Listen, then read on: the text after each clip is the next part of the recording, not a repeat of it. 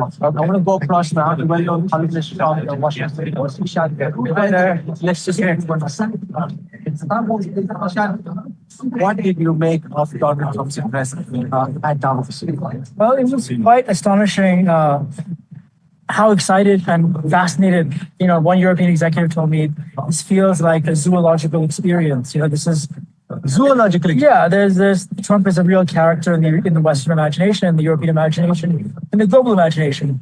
And I think the people saw what Americans see on a weekly basis, which is a president who has his talking points, has his script. He sort of beat the same drums as he usually beats.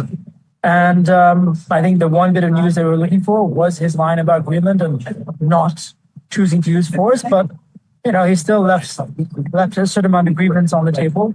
I think the broader trend lines that we're seeing here in Davos is one of a genuine rupture, whether it is in transatlantic ties or in the ways in which governments and those of us involved in thinking about foreign policy and international politics, see the global order.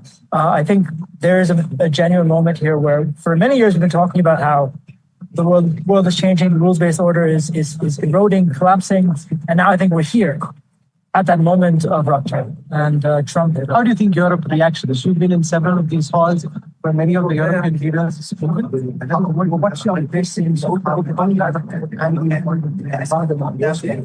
I don't think he's a completely unknown quantity at this point, but when you're sitting in these rooms with various people from around the world, including a lot of Europeans, there's a lot of disbelief at some of the way he talks. There's a lot of laughter about some of his turns of phrase. But the Europeans are not the ones laughing. It's the ones who are from other countries. They are I think there's a certain moment where what else can you do but laugh, So I think I wouldn't discount that. How do you think Xi and Putin respond to this? How might this impact how Putin views the Ukraine war? Well, I think the common line of analysis is that and Xi don't have to do very much right now. Trump is accelerating certain pretty tectonic geopolitical movements without having to, without the Chinese and Russians having to lift much of a finger.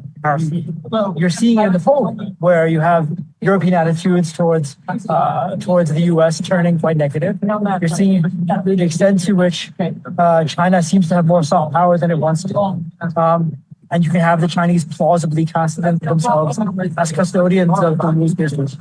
And we're seeing, with the way Trump talks about Greenland, it very much, and many people point this out, it very much parallels the way Putin talks about Ukraine and talks about Russia's entitlement to other territories.